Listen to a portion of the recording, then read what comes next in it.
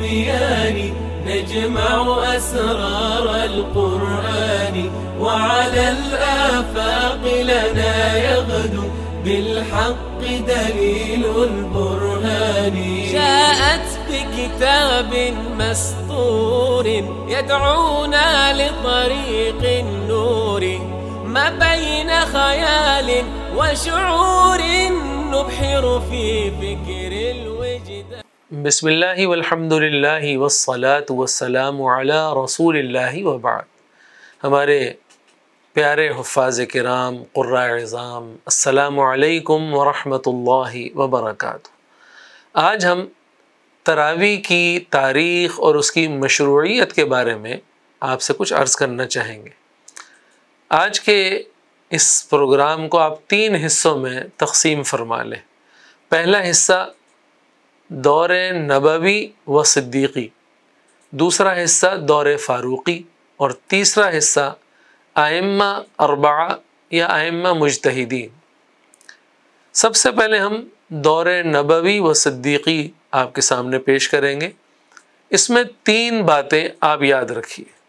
پہلی بات، نبی کریم صلی اللہ علیہ وسلم کا وہ ارشاد جس میں آپ علیہ الصلاۃ والسلام نے تراویح کی مشروعیت کو بیان کیا۔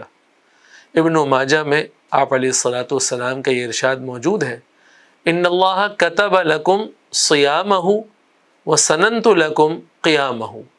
اللہ تبارک و تعالی نے رمضان کے روزے تم پر فرض کیے ہیں اور میں نے اس ماہ کی تراویح تمہارے لیے سنت قرار دی ہے۔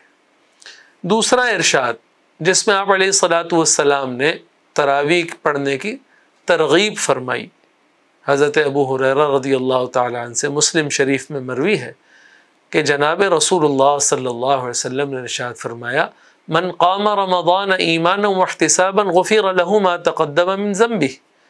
جس نے رمضان میں تراویح پڑھی، قیام رمضان کیا، اللہ تبارک و تعالی اس سے گناہوں کو معاف فرما دے۔ تیسری چیز جو دور نبوی و صدیقی میں ہے وہ ہے آپ علیہ الصلاۃ والسلام کا عمل۔ ابو داؤد شریف میں حضرت ابو ذر رضی اللہ تعالیٰ عنہ سے روایت ہے، وہ فرماتے ہیں کہ آپ علیہ الصلاۃ والسلام نے رمضان المبارک میں صرف 3 دن اپنے گھر میں تراویح با جماعت ادا فرمائی، 23، 25 اور 27 رمضان کو۔ آپ علیہ الصلاۃ والسلام کا دوسرا عمل یہ ہے کہ آپ صلی اللہ علیہ وسلم رات کو جب مسجد نبوی میں تشریف لے گئے تو دیکھا کہ بعض حضرات اپنی اپنی تراویح پڑھ رہے ہیں اور بعض صحابہ کی اقتداء میں پڑھ رہے ہیں ٹولیوں میں۔ آپ نے پوچھا کہ یہ لوگ کیا کر رہے ہیں؟ صحابہ کرام نے عرض کیا کہ یا رسول اللہ، جن کو قرآن کریم کچھ یاد ہے وہ اپنی تراویح پڑھ رہے ہیں، اور جنہیں بالکل یاد نہیں ہے وہ ایسے لوگوں کے پیچھے پڑھ رہے ہیں جنہیں قرآن کریم کچھ یاد ہے۔ تو آپ صلی اللہ علیہ وسلم نے اس کو اچھا جانا اور فرمایا اصابوا ونعم ما صنعوا۔ تو خلاصہ یہ ہوا کہ دور نبوی و صدیقی میں 2 چیزیں سامنے آئیں۔ تو خلاصہ دور نبوی و صدیقی کا یہ ہوا کہ آپ علیہ الصلاۃ والسلام نے رمضان کے مہینے میں 3 دن تراویح جماعت کے ساتھ ادا فرمائی، اس کے علاوہ گھر میں انفرادی طور پر پڑھی۔ وجہ اس کی یہی بیان فرماتے ہیں فقہا کہ تاکہ تراویح کی جماعت امت پر فرض نہ ہو جاتی۔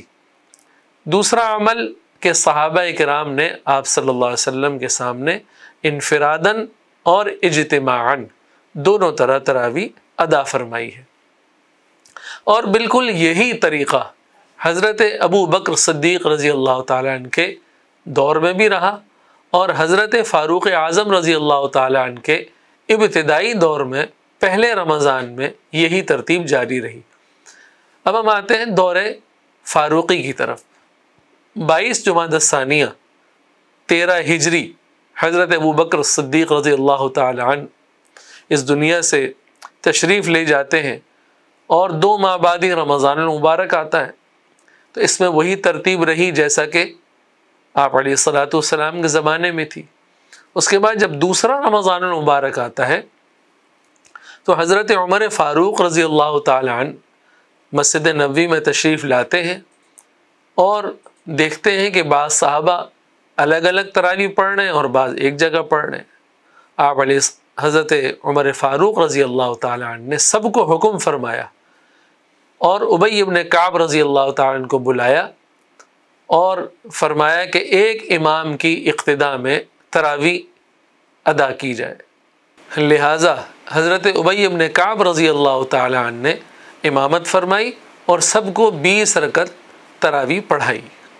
اس پر صحابہ کرام اور حضرت ابی ابن کعب نے حضرت عمر فاروق رضی اللہ تعالیٰ عنہ کے سامنے یہ اشکال پیش کیا کہ حضرت آپ نے ایک ایسی بدعت شروع فرما دی جو نہ تو نبی علیہ الصلوۃ والسلام کے زمانے میں تھی نہ ہی حضرت ابو بکر صدیق رضی اللہ تعالیٰ عنہ کے دور میں تھی۔ تو حضرت عمر فاروق رضی اللہ تعالیٰ عنہ نے ارشاد فرمایا نعم البدعۃ هذه، یہ تو بہت اچھی بدعت ہے۔ اب سوال پیدا ہوتا ہے کہ بدعت کیسے اچھی ہو گئی؟ بدعت کے بارے میں تو شدید وعید آئی ہے۔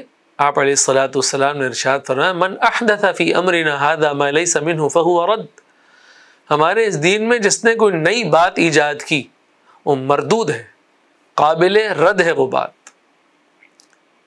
تو عرض یہ ہے کہ بدعت دو طرح کی ہے، ایک ہے اصطلاحی بدعت، ایک ہے لغوی بدعت۔ حضرت عمر فاروق رضی اللہ تعالیٰ عنہ نے جو فرمایا کہ بدعت بہت اچھی ہے، اس سے مراد لغوی طور پر بدعت ہے، یعنی بالفرض کے طور پر فرمایا کہ یہ بدعت ہے اور اچھی ہے۔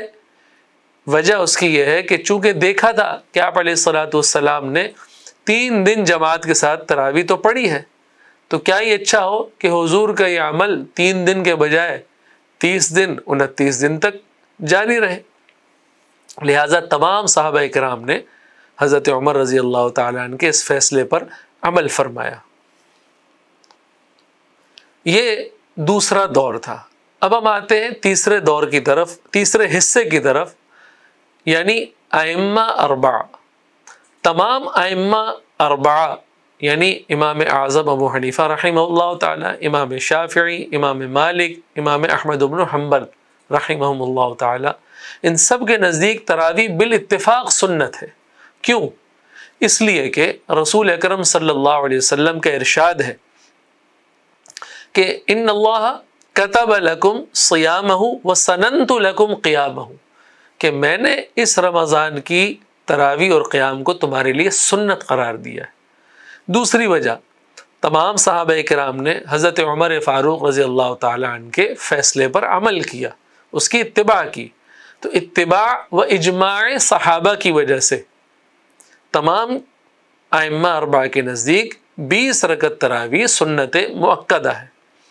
اب ایک اشکال ہوتا ہے کہ 20 رکعت تراویح حضرت عمر فاروق رضی اللہ تعالیٰ عنہ نے اپنی طرف سے حکم فرمایا یا کوئی نمونہ، کوئی ارشاد سرکار دو عالم صلی اللہ علیہ وسلم کا آپ کے سامنے موجود تھا؟ تو دیکھیے اس کا پہلا اور آسان جواب تو یہ ہے کہ اگر حضرت عمر فاروق رضی اللہ تعالیٰ عنہ نے اپنے طور پر 20 رکعت کا حکم فرمایا تب بھی دلیل کے لیے یہ کافی ہے۔ کیوں؟ اس لیے کہ سرکار دو عالم صلی اللہ علیہ وسلم کا ارشاد ہے علیکم بسنتی، تم پر میرے طریقے کو اختیار کرنا ضروری ہے، وسنت الخلفاء الراشدین المہدیین، اور اسی طرح خلفائے راشدین میرے خلفاء کے طریقے پر عمل کرنا بھی ضروری ہے۔ اور اصل بات یہ ہے کہ حضرت عمر فاروق رضی اللہ تعالی عنہ سے بڑا بدعت کا دشمن کون ہو سکتا ہے؟ اور اس سے بھی بڑی بات یہ ہے، بالفرض اگر حضرت عمر فاروق رضی اللہ تعالی عنہ سے کوئی غلطی ہو گئی تو کیا تمام صحابہ جو سرکار دو عالم صلی اللہ علیہ وسلم کی ایک ایک سنت پر جان نچھاور کرنے والے، کیا وہ اس غلطی پر عمل کر لیتے اور بلا چون چرا حضرت عمر فاروق رضی اللہ تعالیٰ عنہ کے فیصلے کو تسلیم فرما لیتے؟ اسی لیے امام ابو یوسف رحمۃ اللہ علیہ نے یہی سوال اپنے استاد امام اعظم ابو حنیفہ رحمہ اللہ تعالیٰ عنہ سے کیا کہ حضرت یہ جو حضرت عمر فاروق رضی اللہ تعالیٰ عنہ نے 20 رکعت تراویح کا حکم فرمایا، یہ اپنی طرف سے فرمایا یا کوئی نمونہ سامنے موجود تھا؟ تو امام اعظم نے فرمایا کہ حضرت فاروق اعظم رضی اللہ تعالی عنہ قطعاً دین میں کوئی نئی چیز ایجاد کرنے والے نہیں ہو سکتے، ضرور کوئی نمونہ، کوئی عمل، کوئی ارشاد حضرت عمر فاروق رضی اللہ تعالی عنہ کے سامنے ہوگا۔ یہ ایک الگ بات ہے کہ ہم تک صحیح سند کے ساتھ یہ بات یا یہ روایت نہ پہنچی ہو۔ یہ تھا ہمارا آج کا موضوع، جس میں ہم نے تراویح کی مشروعیت اور تراویح کی تاریخ کو 3 حصوں میں اشکال اور جواب کے ساتھ آپ کے سامنے پیش کیا۔ انشاءاللہ تعالی اب ہم اگلا پروگرام آپ سے جسمانی ریاضت سے متعلق کریں گے۔ السلام علیکم ورحمۃ اللہ وبرکاتہ۔